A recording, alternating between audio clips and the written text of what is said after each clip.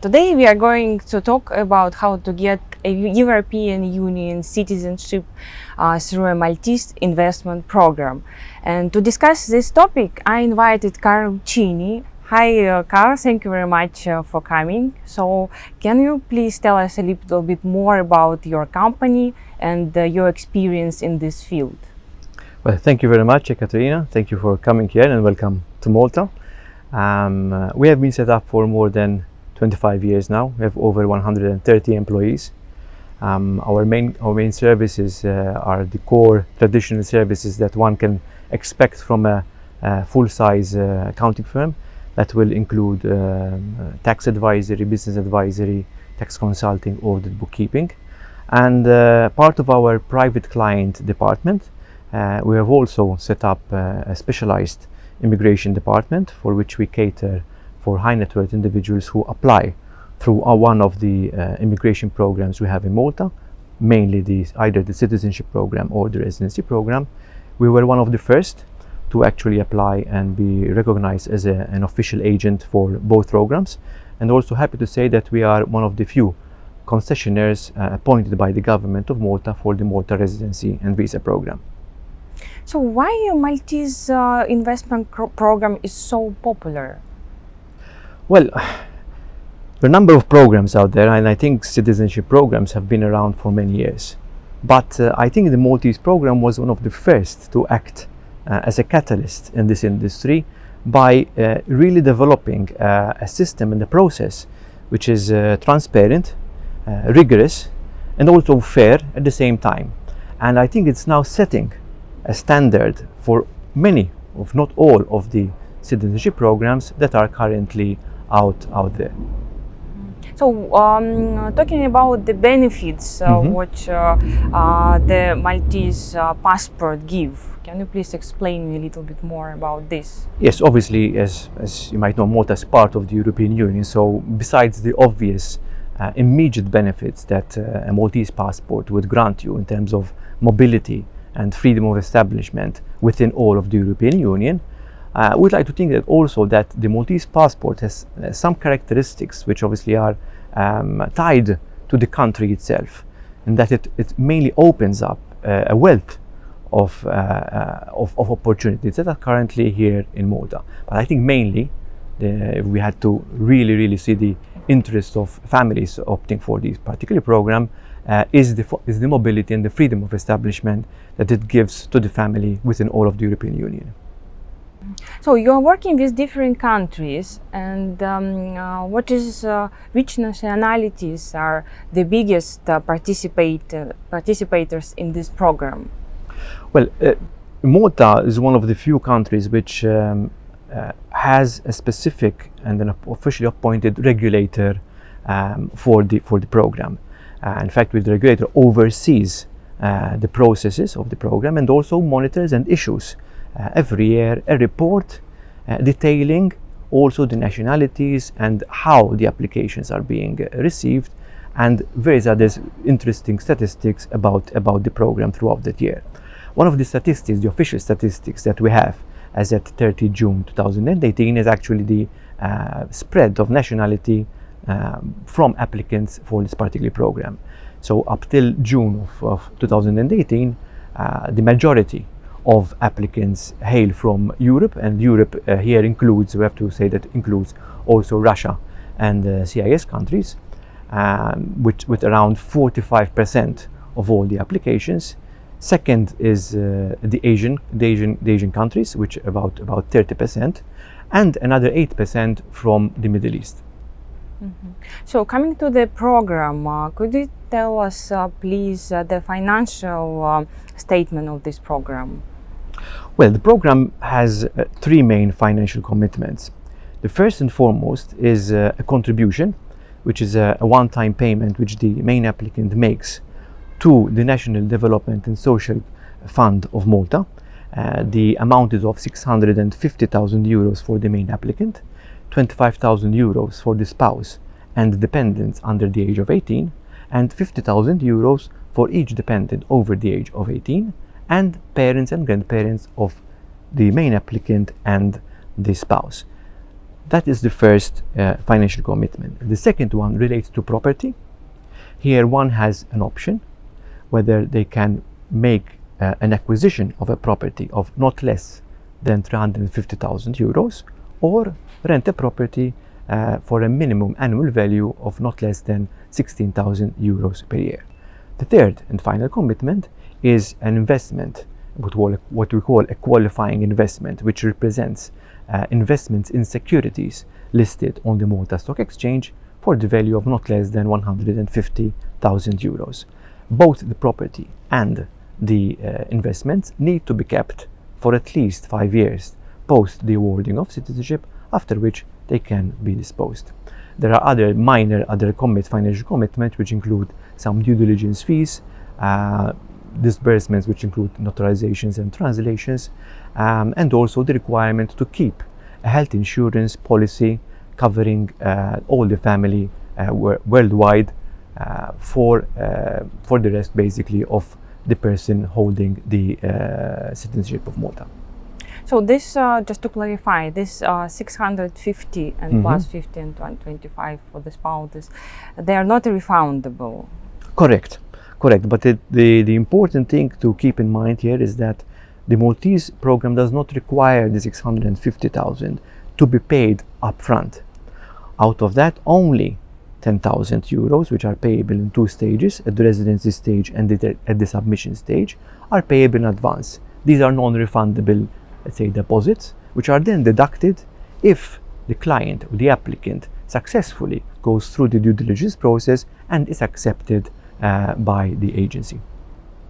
Interesting. At what stage of the process the clients have to pay all these 3 investment?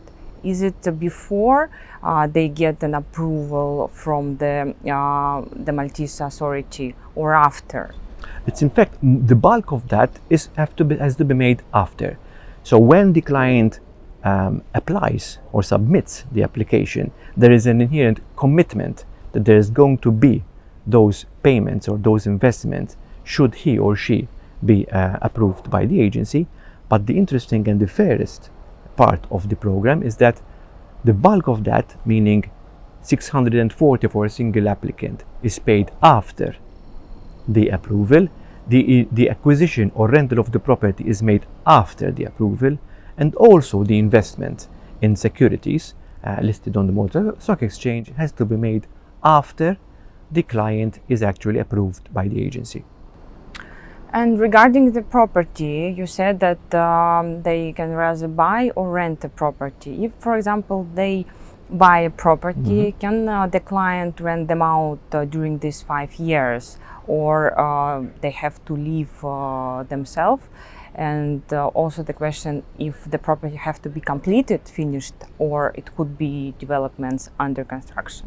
Okay, first of all, just want to clarify that within that 5-year period post the awarding of citizenship, the client has always the option whether he or she keeps a rented property or acquired property. They can change from a rented property to an acquired property at any time within those 5 years, as long as they meet the minimum requirements. Now, to answer your question, the answer is no, they cannot rent it out. So the current requirements are that any rented property or acquired property has to be maintained by the applicant and the family, so they cannot rent it out. And yes, they have to keep it for the remainder of the 5 years, and it has to be in a finished state. So currently, the property has to be a residential property, and it cannot be a property bought on plan or still in construction. It has to be a finished property. And also regarding the spouses who can go to this program with the main applicant, if we are talking about children and what age, it's under 18 or it could be older, and also the parents. Is it possible to include the parents of the main applicant and the parents of the wife or husband of the main applicant? Yes, in fact, together with the main applicant, the regulations allow for one spouse to be included within the application. Now here, obviously, one of the interesting features of the Maltese program is that the spouse, the relationship between the spouse and the main applicant need not just be a legally official marriage. The legislation allows also for relationships that are equal to a marriage, to also be accepted. So And they don't, sorry for interrupting, they don't have to be legally married. that's correct. So they don't have to be legally married as long as the relationship between them can be substantiated to be equal to a status of a marriage. So obviously this gets a bit into a bit of the debate of what needs to be prepared. Usually this we need to corroborate and substantiate with a number of real life and instances, usually justified by lawyers' declarations, actually joint accounts having together, and a number of other factors, which really shows that the relationship between the two individuals is not just a simple relationship, but it's much more, which actually, according to regulations, is almost equal to a marriage. And also, the Maltese regulations do not distinguish between the sexes of the spouse and the main applicant. In addition to that, children, so dependents of both the main applicant and the spouse, can be included in the application as long as they are under the age of 27. So they have to be less than 27 years old at the time of the submission of the application. And as well, yes, parents and grandparents of both the main applicant and the spouse can be included as long as they are over 55 years of age, and also have to be financially and economically dependent on the main applicant. The same applies for dependent children. They have to be financially and economically dependent on the main applicant, and they cannot be married. And coming to this financial dependency, how to prove that the parents are financial dependent, the parents and the children over 18 years? Yeah, from the point of view of the children, I think the normal, besides an obviously an affidavit that is presented by the main applicant himself or herself, we normally would require and present to have corroborative evidence in terms of, like, for example, payments being made by the main applicant to the children, the financing of studies, day-to-day living allowances, to have a bit of a direct link that we can see between the main applicant and the dependent. Obviously, the dependents cannot be working independent, because that would mean that they would have an independent means of living. The same normally would apply for parents and grandparents in a slightly a bit different way, because obviously one does realize and recognize the fact that parents and grandparents might have some sort of already accumulated wealth of which they would be living. But obviously we do see that on a case-by-case basis and suggest actions accordingly. Could you please explain us the whole application process step by step from start to finish? Let's imagine that there is family of 4 with 10 years old child and 24 years old child, and they decided to participate in this program. Okay, good. So first of all, we always like to have a discussion with the family to make sure, obviously, that the program fits their requirement and their need, obviously, for applying for a second citizenship. After that, we immediately proceed with a preliminary screening. Basically, the idea here is to understand the background of the main applicant and the family, the origin of their wealth, and as well even their current occupation or business.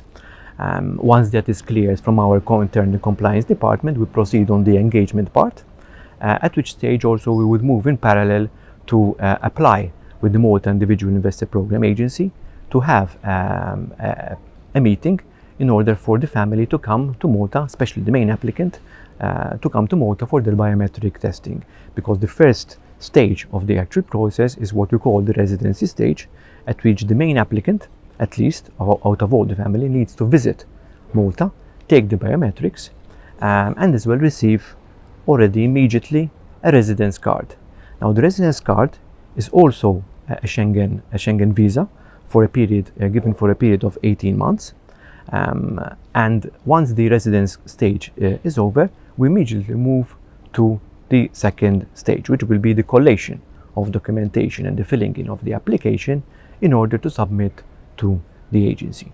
Now, during this process, we'll be asking a number of questions to the main applicant in terms of, again, how the person originated in terms of business, in terms of occupation, how he or she would have accumulated the wealth, and also what assets, what wealth does that person currently have in accordance with the valuation of that particular range of assets which they would hold. We'll also be looking at various other things like also due diligence, business affiliations, to make sure that the person is a fit and proper person to be presented to the agency for a citizenship application. Once that is collated, and also the time frame for this usually depends on how quick we can manage to get that information put together. Once that information is present and the application is ready, we will submit it to the individual investor program agency, who will then start their own due diligence process. Now, at that time, from the point of view of the main applicant, we would be in a waiting phase, so we would be waiting for the agency to either come back with some additional questions or to receive a report that, at least from their side, it is initially clear and they will proceed with their own due diligence. Usually the agency at this stage conducts a number of tiers of due diligence, some of them given to third-party investigative agencies, and also to obviously Secret Service and national security information on databases which the agency might have access to. During the process, we might be asked some additional questions which will be handed back to the client in order for clarification. If everything goes well, usually within a period of 4 months, this is the normal period during which, or time frame during which the agency reviews the whole application. If everything is okay from their side, they will issue what we call a letter of approval in principle, which basically notifies the applicant that he or she would have passed all the due diligence process that they would have been subject to, and all they need to do is basically satisfy the remainder of the requirements, including a 12-month residency period, which would have started on the day they would have received the residence card. That is why it is important to start the process as early as possible. Now, within 20 days of receiving the letter of approval in principle, the applicant will need to pay the remainder of the contribution. Keep in mind that we talked before that the applicant would have already paid 10,000 euros, 5,000 euros at the residency stage, and 5,000 euros at the submission stage. They would pay the remainder of the contribution, and as well we have 4 months in which to also satisfy the other requirements in terms of investments and also property. When we have collected all the information which provides corroborative evidence that these requirements have been satisfied, including the 12-month residency period, we will submit everything to the agency, and at the expiration of the 12 months, the agency would issue what we call an invitation to take the oath of allegiance, at which stage the family would need to come back to Malta to take the oath of allegiance, and normally within a period of 5 working days they would be supplied with the Maltese passport. So, how long does the whole process take from the moment when people decide to go in the program?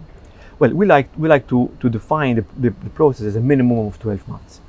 Now, keep in mind that the program regulations do stipulate that from the time of submission of application, the applicant needs to fulfill all the process within a period of 24 months. Okay, but if one is efficient enough, from the start of the process, which we normally deem to be the day when they receive the residence card, up till the day they are provided with their passport, we can do that in as little as 12 months, provided we are provided with the necessary documentation, and as well that the client as well from their side do satisfy the remainder of the requirements following a letter of approval. So during this period, 12 months, do the clients require it to stay, to live here, to stay in Malta? Well, while they are welcome to stay here, obviously, indefinitely, because The weather is very nice here. the residence card does allow them to spend an indefinite amount of time here. We obviously recognize, and the agency recognizes that, obviously, with people involved in businesses abroad and with employments possible abroad, it is not physically and practically possible to reside in Malta for the whole 12-month period. However, what the agency and the government is looking for, rather than physical state, is actually the creation of links with the country, whether they are cultural, whether they are fiscal, financial, and also from a physical point of view. So a mixture between physical stay and as well even certain connections that the applicant would make with Malta, whether it's using services of professionals in Malta, whether it's taking long vacations, whether it's engaging the services of doctors, notaries, as well making donations, participating in cultural activities and things like that, which obviously create that kind of link between the applicant and the country to which they would like to become a citizen of. I'm aware also that 30% of the applications are rejected. Could you please tell us why clients can be rejected and why the amount is so big, like 30%? Well, as indicated in the beginning, I think Malta was one of the first countries who really took a serious approach to the due diligence evaluation of prospective applicants.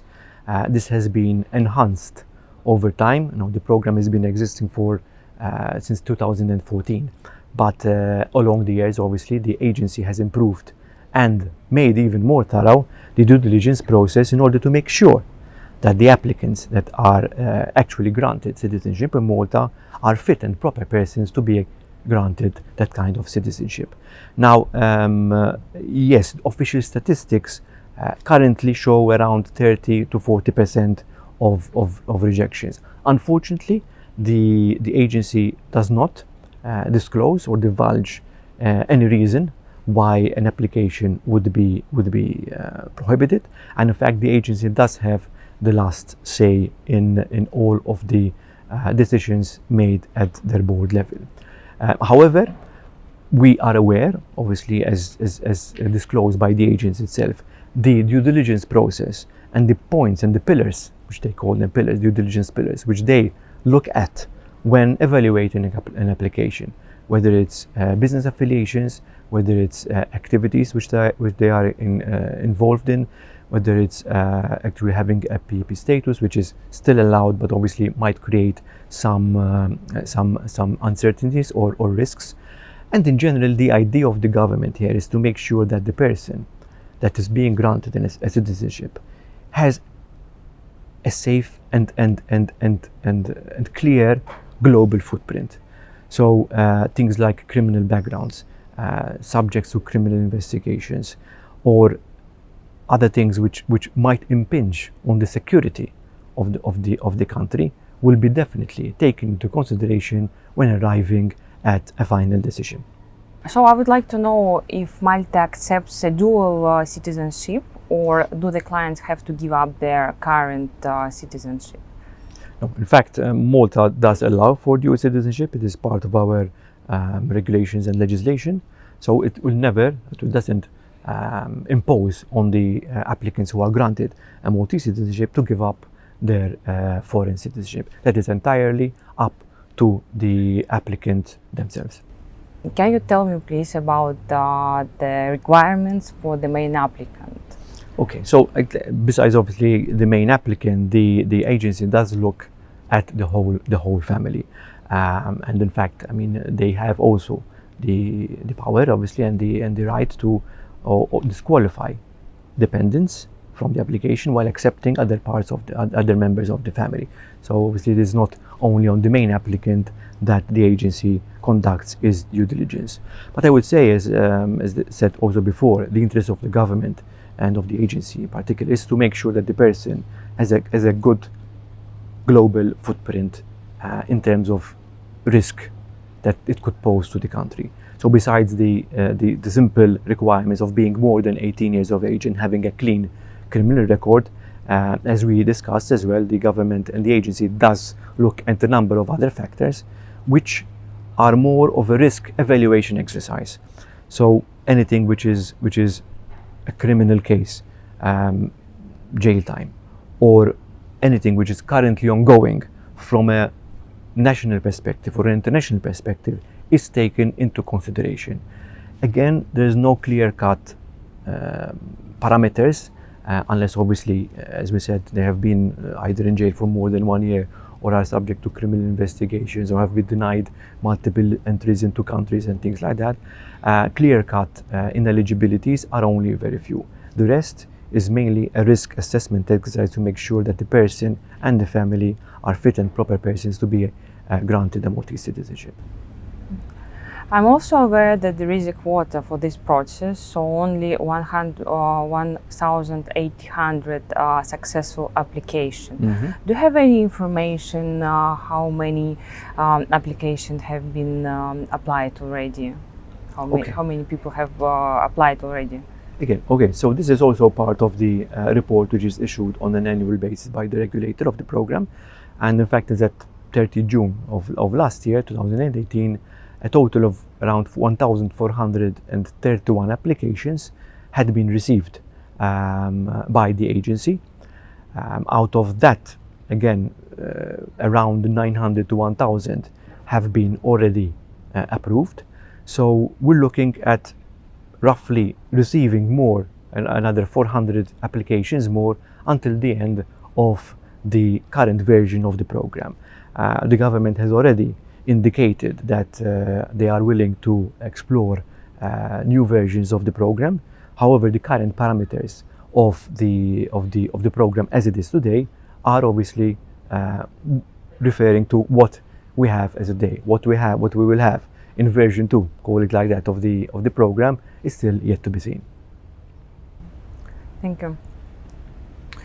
So many clients ask me why Malta. Mm-hmm. They have doubts that apart from the Maltese investment program, the island has nothing to offer.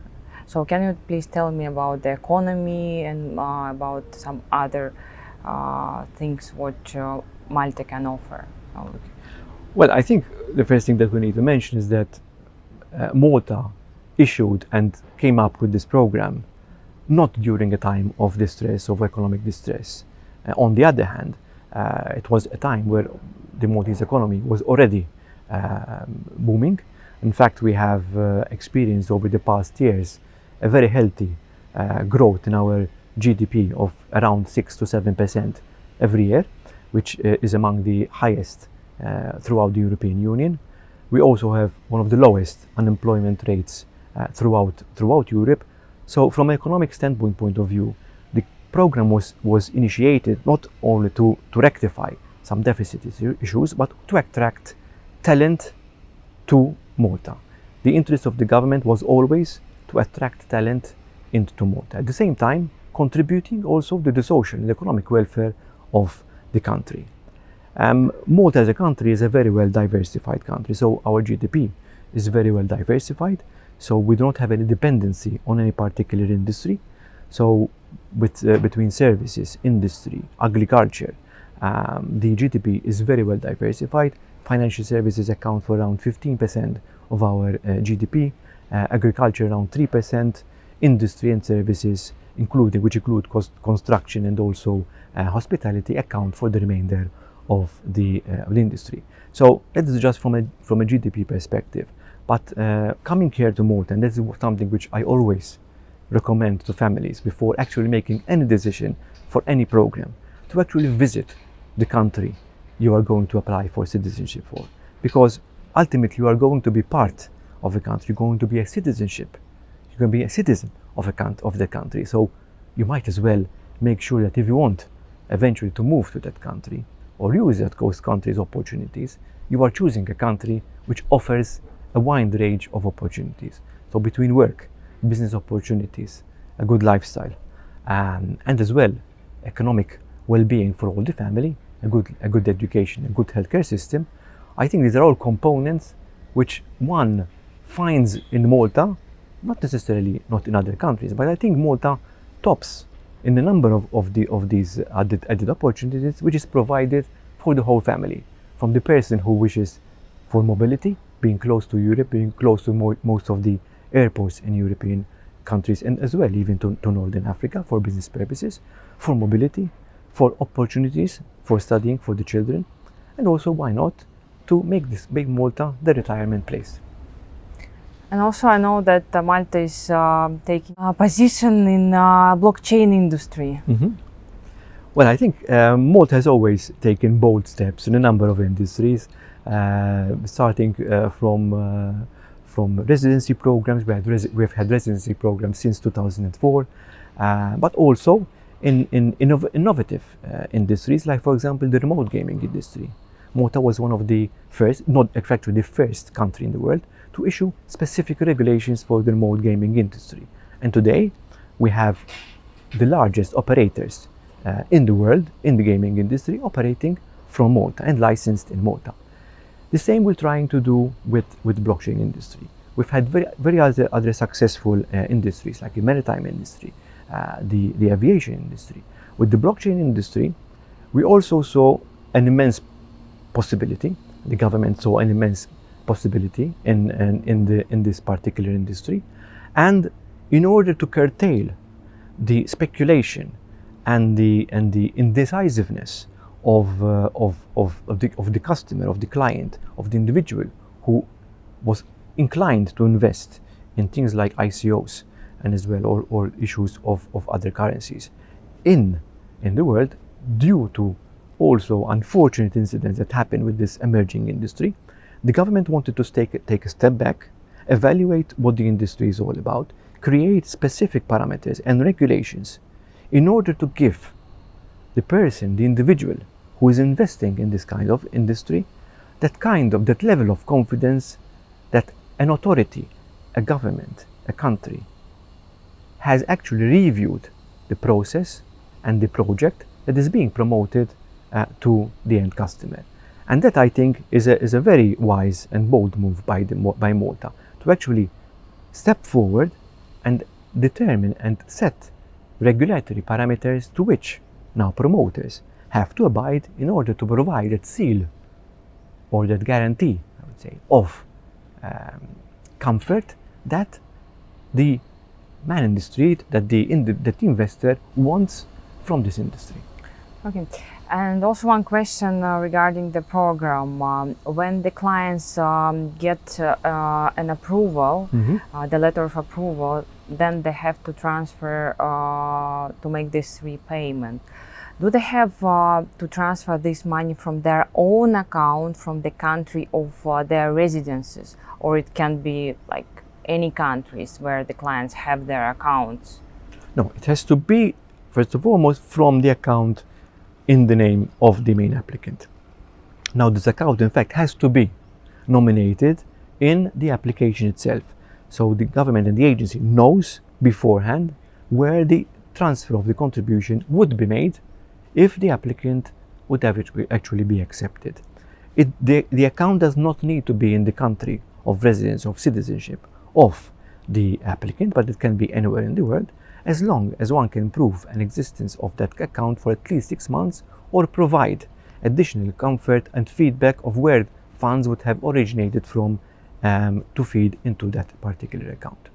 So can you please tell us about the tax system in Malta? There is a tax program as well as a Maltese investment program.